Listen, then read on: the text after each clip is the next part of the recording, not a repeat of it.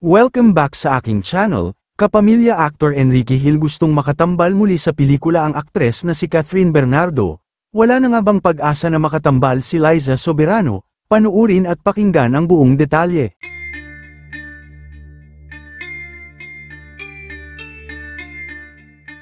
Kung ang actor-producer na si Enrique Hill nga ang tatanungin kung mabibigyan siya ng pagkakataon na muling makatambal si Catherine Bernardo ay game na game siya at hindi niya daw ito tatanggihan.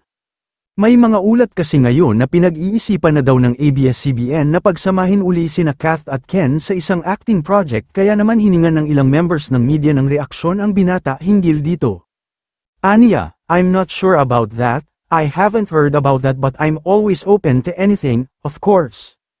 Hindi na rin naman daw bago kay Ken si Catherine dahil dati niya na itong nakatambal, kaya naman madali na lang silang makakapagpalagayan ng loob ni Kath kung sakaling makasama niya ulit ito sa proyekto.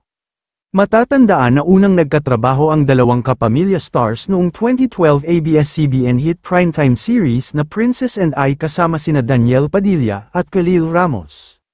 Gayunman, nilinaw din ni Ken na kahit nagpo-focus siya ngayon sa sarili niyang production company, ang Immerse Entertainment, hindi naman niya totally iiwan ang pag-arte sa telebisyon at pelikula.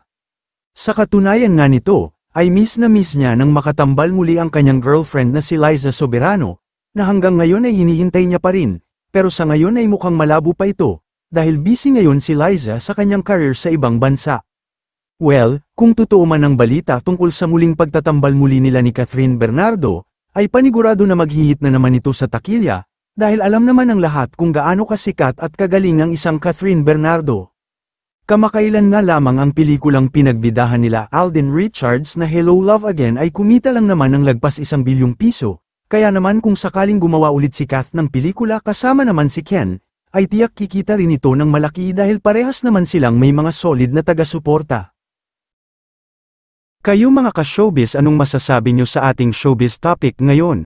Kung may opinion kayo ay magkomento lang kayo sa aking comment section. At syempre kung bago pa lang kayo sa aking channel ay mag-subscribe na kayo para lagi kayong updated sa mga showbiz trends na ina-upload ko. Maraming salamat po.